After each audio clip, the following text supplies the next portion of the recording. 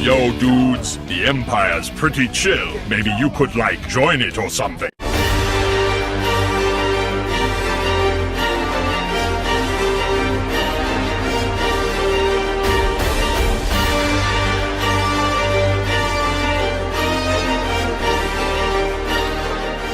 Hey everyone, Lucimus Prime here. So it's time for the next episode of Movie That Didn't Need a Sequel. And today, guys, I'm going to be covering this time a superhero movie in this series as an example I can say of a film where the franchise should have stopped and did not need to be continued, in my opinion.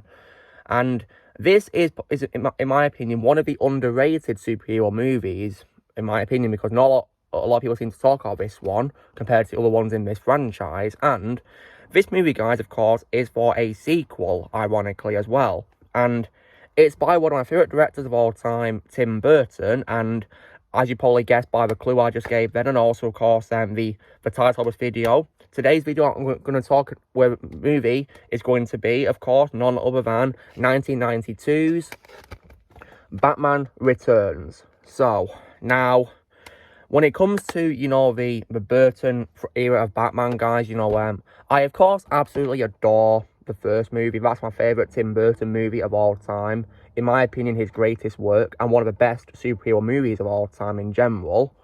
And when it comes to Batman Returns, while I do prefer the first Batman movie by Tim Burton still, though, I will say that, in my opinion, Batman Returns is an amazing sequel.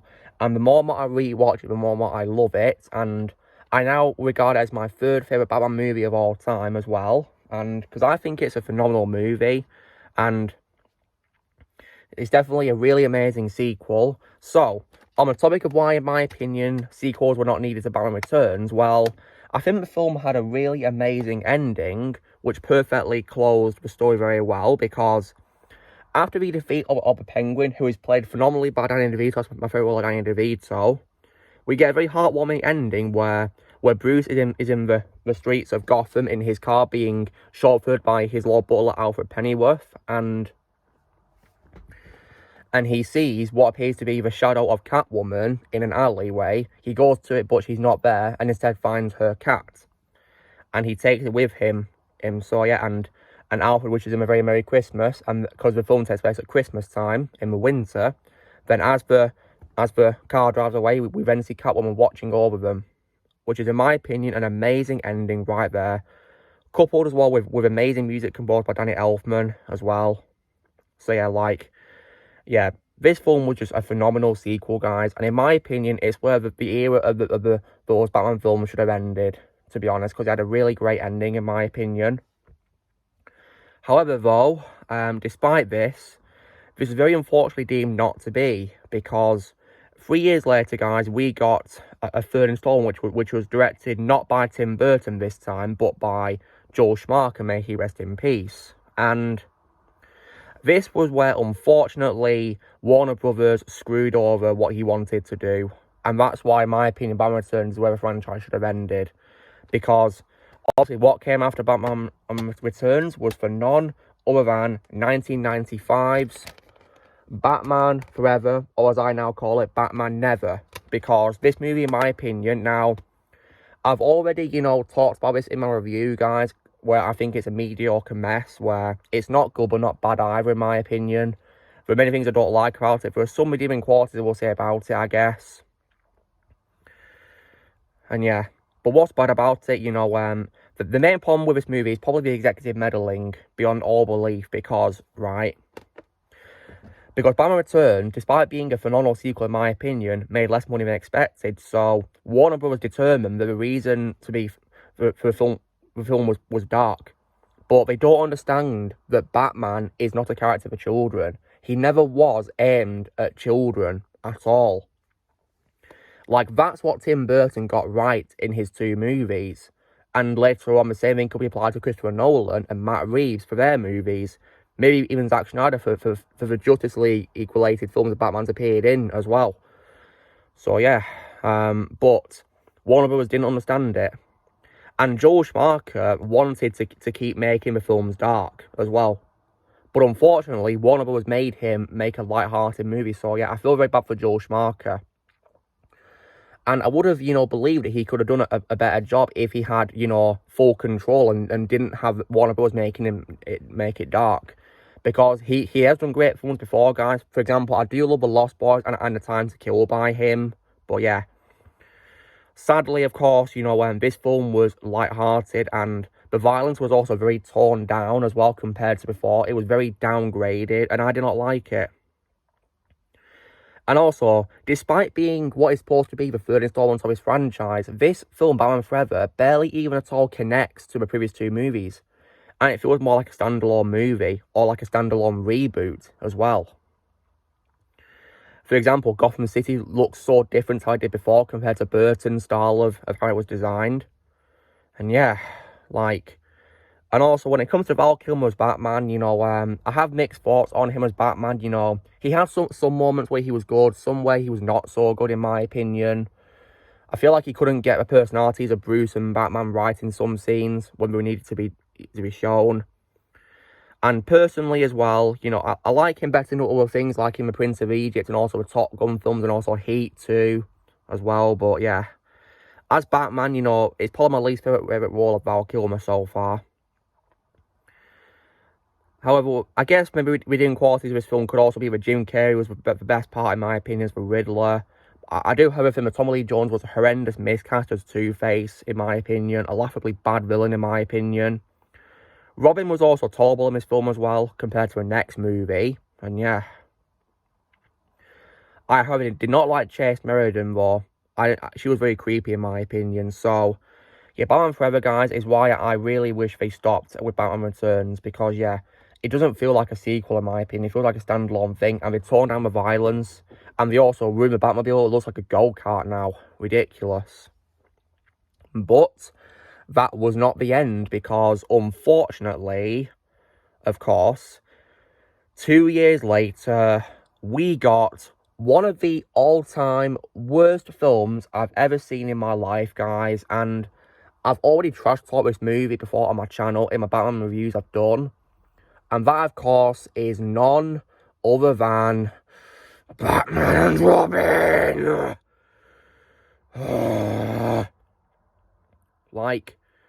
Batman and Robin is easily one of the worst films I've seen in my life. And, in my opinion, the worst DC movie of all time. Because, in my opinion, it's pure garbage and it's also one of those films in which there's barely anything good about it. Maybe even nothing good about it. I mean, because, guys, what's good about it? I have no idea what's good about Batman and Robin at all.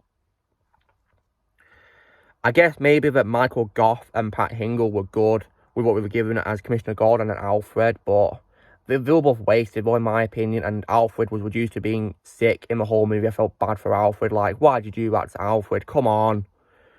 I can, however, take comfort in knowing that Michael Goff's final performance as Alfred was not this movie. It was thankfully a 2001 advert for OnStar, thankfully.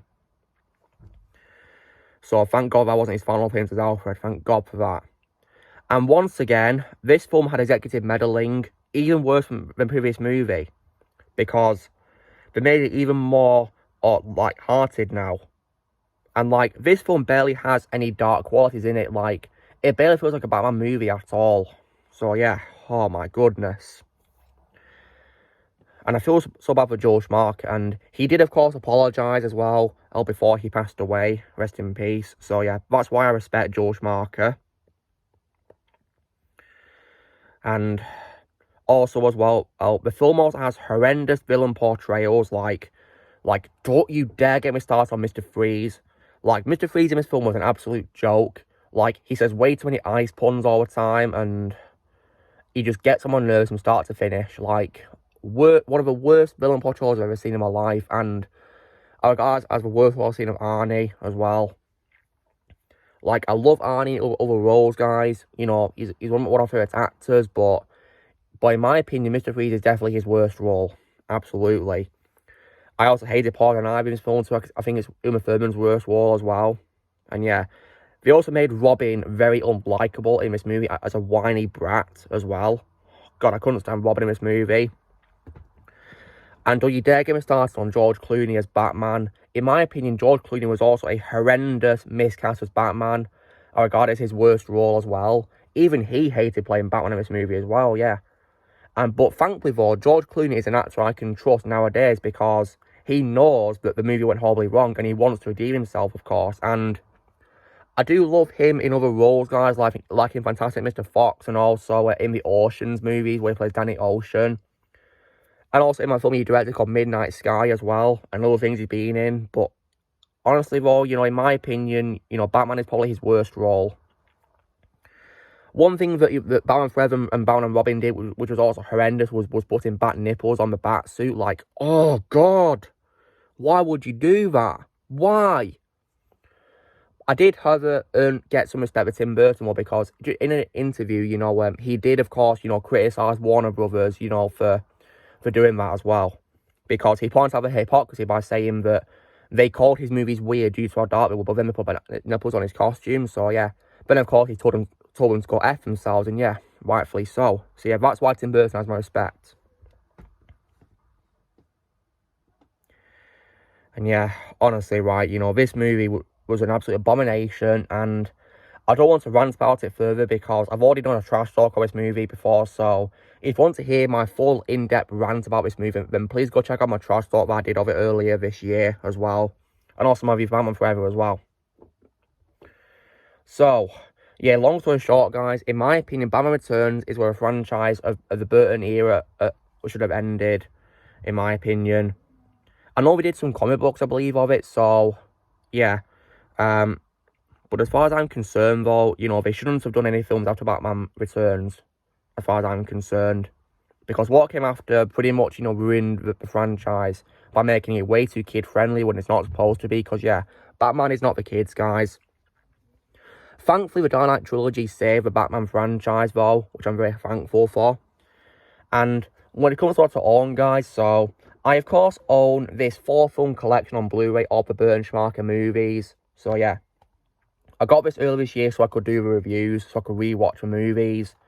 And, yeah. That means that, unfortunately, I do own Batman Never. And also, of course, Bat Layman Slobbin, as I nickname it. See, we can find a Joker for saying that in one of the Lego games. Yeah. And on my behalf, guys, I'm going to do this to Batman and Robin. Punch. So yeah, screw on the other way. In my opinion, it's garbage. And I don't plan to rewatch the 2 films after Batman Returns ever again for the foreseeable future. That's all. Unless I'm going to watch them as like an unintentional comedy. Because, yeah, they're so laughably bad in my opinion. And I even as well own this steelbook of the 1989 movie because it's my favourite Tim Burton movie of all time. So I thought, you know, why not get this, eh? So yeah, I did. And honestly, right, you know, still, there's no way I'm ever going to watch films after Batman Returns because in my marathon, guys, I only do a marathon of you know, Tim Burton's 2 movies, and then I'll skip to the Dark Knight trilogy. Then I'll also as well watch the films which Batman appears in by Zack Snyder.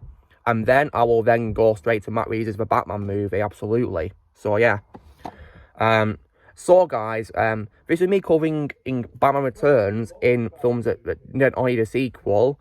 So, you know, drill, guys. Be sure to give this video a like. Also, leave in the comments what you guys think of Batman Returns. Do you think it needed a sequel or not? Or in your opinion, let me know in the comments below. Also, be sure to join Team Fan by pressing subscribe and listen in the future. If you would like to be a member, you can only use a piece of that or your description, and I'll see you all later.